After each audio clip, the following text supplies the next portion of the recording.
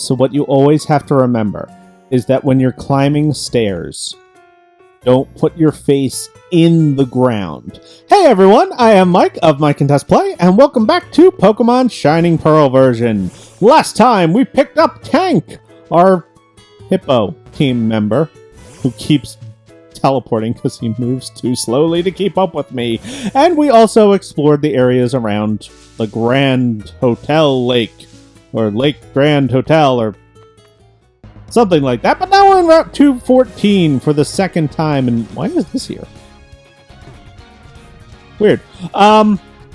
Because last time we were here, we just dodged every trainer so that we could pick up a new team member.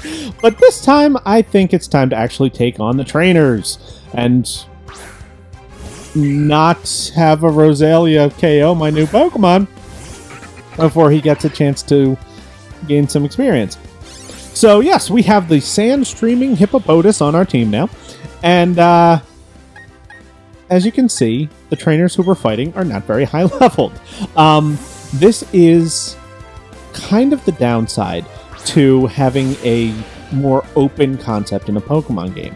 Now, I agree. On the whole, I love it when you have options like this. You know, I can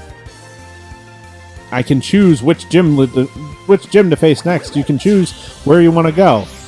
It's something that's been around since Gen 1, and it's always been a really nice thing to have. A lot of people don't like the railroading of later Pokemon games, or many Pokemon games that have that. However, I do understand the downside. Because Pokemon is, well, an experience-based RPG, you do have this where it's almost impossible to get the leveling right because, you know, you're gaining experience while you're facing things in different orders. Gen 1 kind of fixed this problem by having it be, you know, there was a clear 3rd and 4th gym, and then the 5th and 6th gyms had the same levels, but they were very high levels. So you were going to be either under-leveled or even-leveled, depending on how much you had done. In Gen 4, it's very much designed that you go through Veilstone, then Pastoria. But either way, they wanted to make sure that no matter what route you took, you weren't overwhelmed by the levels of the Pokemon that you were facing. But they also wanted you to gain enough experience that you weren't overwhelmed by the gyms themselves. So you saw Crusher Wake was level 30. He's meant to be fought 4th, which means that all of my Pokemon who are above level 30, before I get to where he would have been, you know, they would have been even higher leveled. So, you know, and I didn't have a tough time with him. So it's just, you know, I know that people don't like the railroading of certain games, but I've never really minded it because, yeah, it's great to be able to choose, but it also means that sometimes you're going to walk into a fight and just steamroll them. Like, I am not anticipating any trouble with the next gym because, well, I happen to know that, they top out at level 30, and despite the fact that I'm training up a new team member who's on the slow experience gain scale, I'm already well above level 30 with, you know, 4 out of my 5 Pokemon.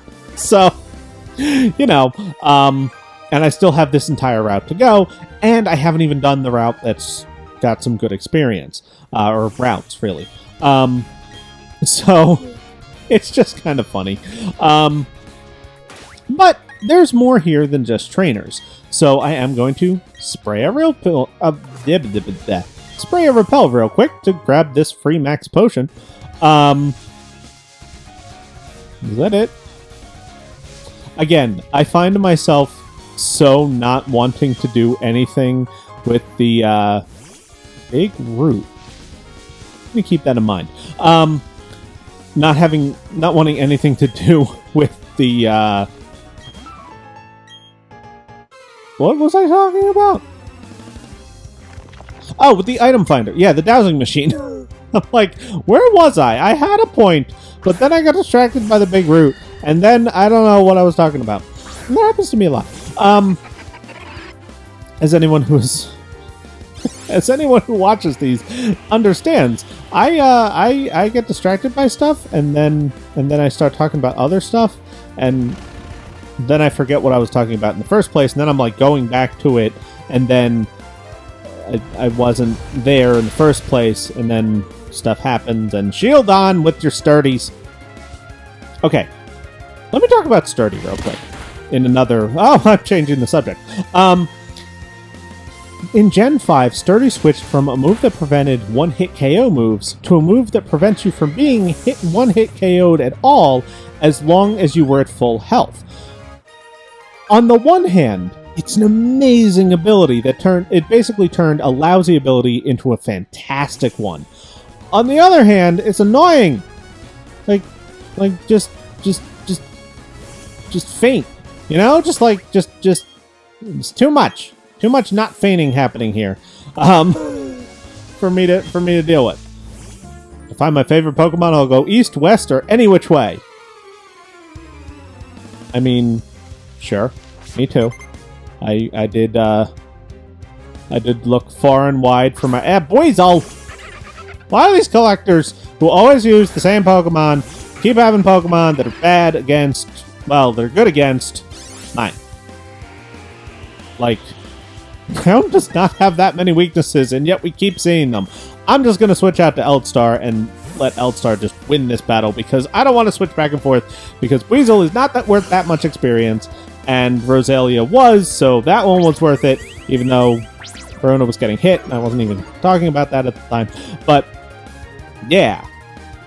Now you get hit by the Sandstorm. So this is kind of what I'm planning, especially for a rival run. Sandstorm is going to be super helpful in battles against Tess, because her team isn't going to be... Well, actually, her team might end up being pretty good Sandstorm-wise. But it's not going to be based around that, and I've got that advantage. Building the theme. Because the last battle didn't go well. And yeah, he also has a Dark-type move, which might be helpful. So, yes. Oh, Sturdy. Right, I was on Sturdy. I was talking about losing track of things, and then I lost track of things. So, Sturdy is awesome, but also super annoying for in-game. It basically means that Pokemon who would normally not be a threat to you because, oh, well, it's a, it's a Geodude. It's just going to get one hit by a water move, can now be like, oh yeah, he also might explode. It's not a bad thing. Like I said, any ability that gains a boost is usually a good thing. I knew there had to be an item here. It's just a slightly different spot than I thought it was. But it is still strange that that one ability would get such a big boost in such a significant... I mean, it honestly, it makes more sense this way. And hey, look at Cranidos. We have now seen both of the fossil Pokemon in this route. Cool! So many Pokemon who are fine in sandstorms, too. Whatever. I'm gonna be immune to my sandstorming and not taking advantage of your outrageous attack stat and being like, nah, I'm gonna lower your defense more. Rather than just doing that, which, I mean, if it had flinched, it might have won you the fight. But I'll take it. I will take it. Interesting thing about Cranidos, he's actually in the... It's kind of hard to describe. I forget what it's called. It's either called fluctuating or erratic experience group. I always mix up which of those two is the... I was really hoping it would do... that Sandtomb would do more than that. I always mix up which one is the low experience needed at level 100 and which one is the most experience needed at level 100. But erratic... I think it is erratic. It only needs 600,000 experience at level 100 to reach level 100, which the ordinary, like, fast is 800,000, medium fast is a million, medium slow is 1,059,000 and some change for some odd reason, and then slow is 1,250,000. And then there's fluctuating, which is like 1.6 million or so. It's ridiculous. But fluctuating doesn't need as much in the lower levels, and erratic needs a ton in the lower levels, which makes using a Pokemon in it really weird, because early on, you're like, this Pokemon just never gains levels, and then eventually it'll hit like 40, and it'll just be like, oh yeah, he now needs way less than everyone else on your team. So it makes them really confusing to use, especially in the later games with the Experience All, because you're going, wait a second, I just wanted to use this Pokemon, and you know, you're like trying to boost its experience along the way. You're trying to do everything you possibly can. I had a repel up, so I remembered that. Everything you possibly can to, like, you know, just boost their levels. You're just you're falling so behind with this one Pokemon, and then all of a sudden they're like, oh yeah, it's level 54 and the rest of my party's 43. I don't know what happened. And then with the other one, with the fluctuating one, it's the opposite. It's like, yeah, this guy's super easy to level up, and then you reach a certain level, and it's like, oh, never mind, you now need to take forever to hit the next level. Isn't that fun? This is why repel effects run out. This is why I'd say most of the time that I play a Pokemon game, I am pretty much focused on let's just use Pokemon in medium fast or medium slow. Also, this is a nice little matchup, even though I'm hurt, because Crunch! Oh no. Bad Ghastly. Don't like being confused. It is my least favorite character trait? No, it's my least favorite status condition, because it just... I always hurt myself in the confusion, and then things happen, and I'm hurt. And if you paralyze me on top of the confusion, I'm gonna be very upset. Yay! Tank attacked! And managed to use Crunch. And there we go. Did not need the critical hit, but it was nice anyway. It's a nice, nice thought. Sushi grows level. And a Kadabra. If you were at full health and not confused, I'd just say bring it on, but neither of those things is true. So we're going to bring in Eldstar for double money anyway. And to clear the confusion. And because now it's going to hit a Steel Psychic type with a Psychic... with a physical Psychic attack that critically hit and did 2 damage. Yeah, semi-pro tip. Never use a physical Psychic move on a Kadabra. I mean... I don't say pro tip because, that's something you can kind of figure, like, just look at his attack stat and then his special attack stat and be like, oh, so if I use Confusion, it's way stronger, even though Psycho Cut has 20 more base power and can crit off it. As I continue to gain tons of levels for the Pokemon who don't need any. And a Misdreavus. Oh, this is another case of Tank could win this.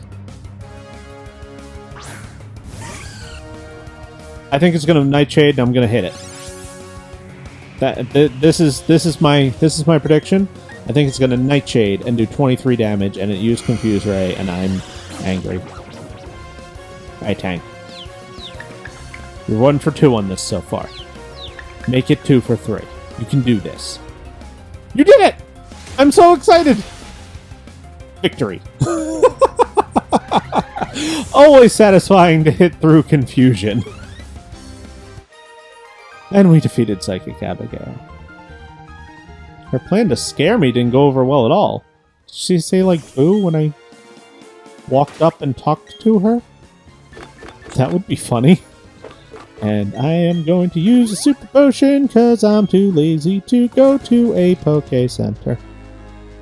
And also because, win or lose, who knows how this'll go. We're playing for keeps. I don't know why it sometimes does the nausea-inducing swoop in, but didn't appreciate that P.I. Carlos with your Goldine that in the original games was worth a surprising amount of experience, but which I now know from this game to be worth very little. So instead of being happy to see this, I am rather disappointed. Eldstar. And if it's little enough, I'm just going to keep Eldstar in. So yes, I now have two Pokemon who seem to be on the slow experience gain. I won't be able to tell fully until Tank catches up to the rest of the team. And why am I confused? Again, how many confusion things? Like, it's all confusing and whatnot.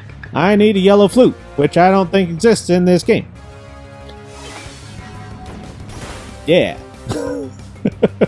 I've actually always been a really big fan, ever since I found out what they did. I've been a really big fan of the flute items. That's actually enough experience for me to do the swap thing. Plus, you're confused, so yeah. I've always been a really big fan of the flute items because they're constant use items that just clear up. It's not for poison, burn, or paralysis. It's just for sleep, confusion, and infatuation. And it just clears up those status conditions. You can use it over and over and over and over, making it worthwhile.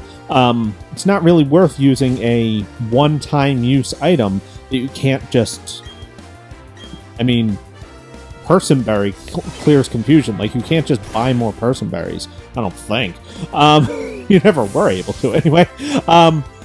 So, I always thought it was just a... Oh, well, this is so worth it.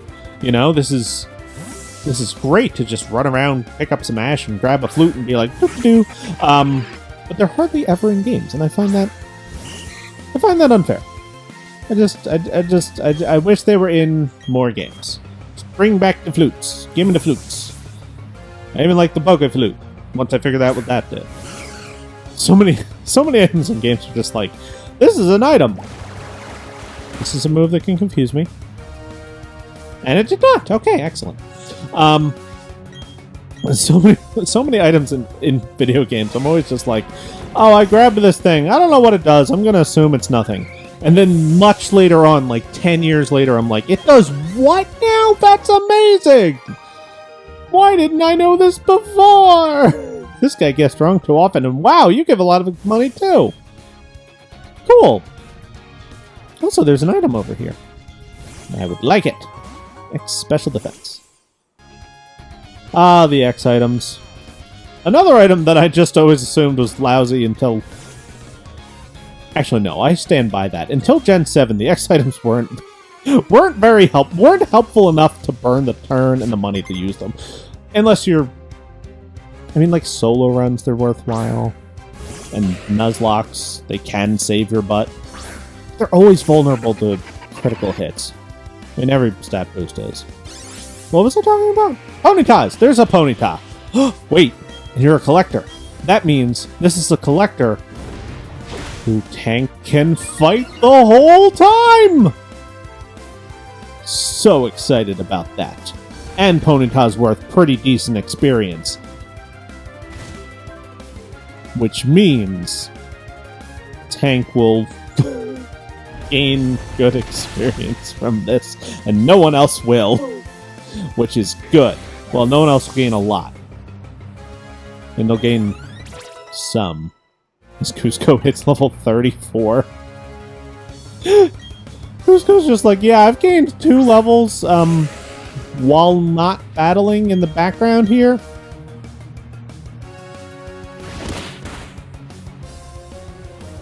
I'm loving the way this guy is ordering his attacks. I'm sure that the collectors have been doing this all along, and I just haven't noticed until now. But he's like, ah ha ha! Declare this move! I shall defeat you!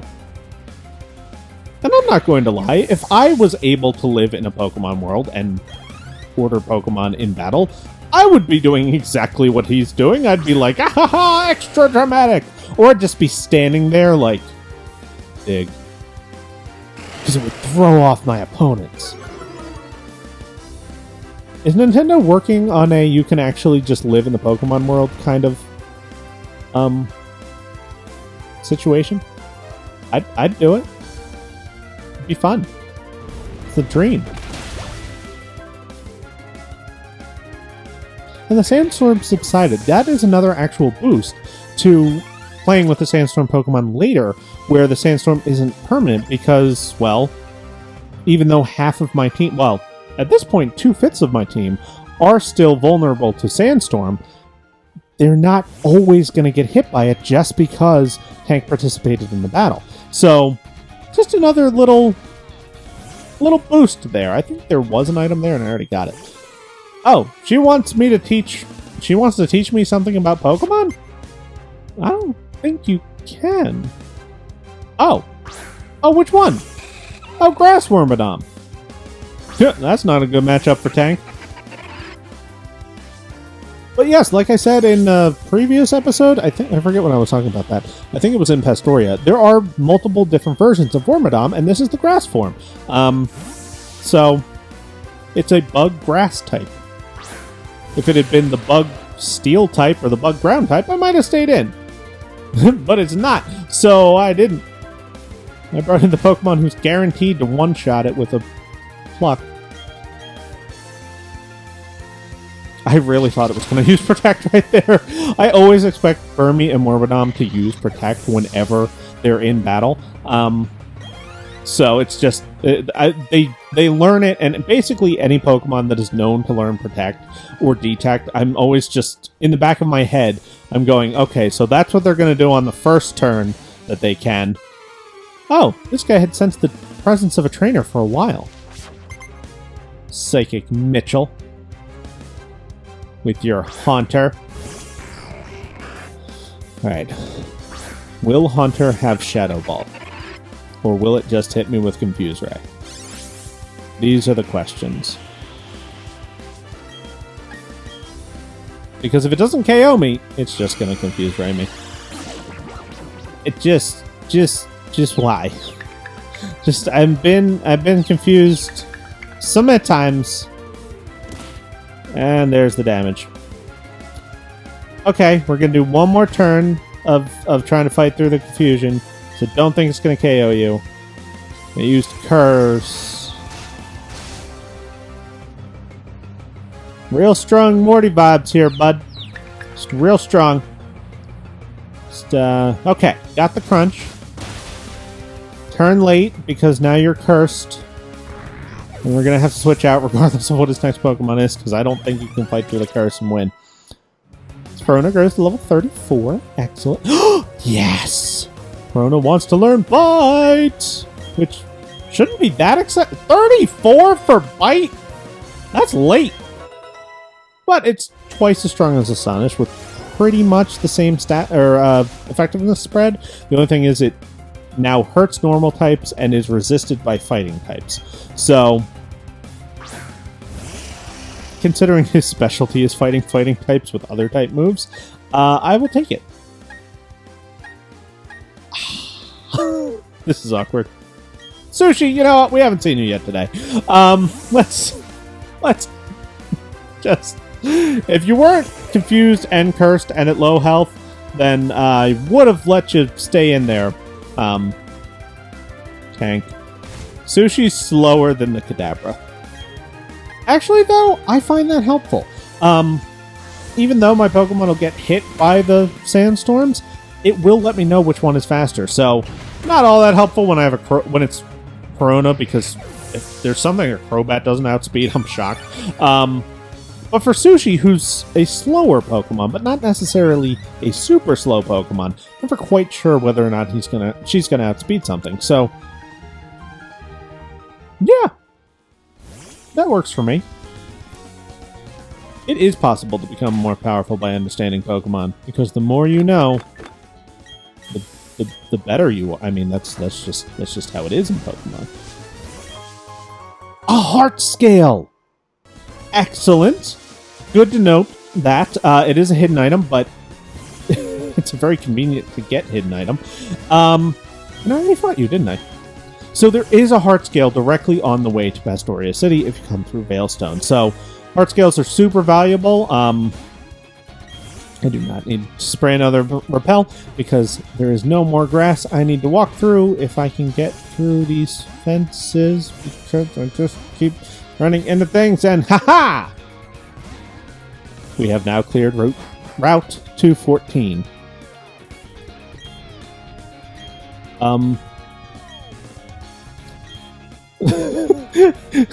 I came from this way? So warning me about Route 214 is not really helpful. But we have now arrived in Veilstone City. And I think that's as good a place as any to end things off. So thank you so much for watching, and before I close out, between episodes, I am going to be going back into the underground, and I am going to be, I'm going to clear up all the new things here, so that I'm going to go into every single underground chamber that I can access from this area of the Sinnoh region, so that I can say what items can be found in each one. That's how I decided to do things, so I can still show off everything, but not actually, on screen, so it doesn't take another episode or two. So I'll be doing that between episodes, which will also hopefully boost my affection rate with Tank here, so that's what'll be happening. So thank you so much for watching, and I'll see you next time for more Pokemon Shining Pearl version.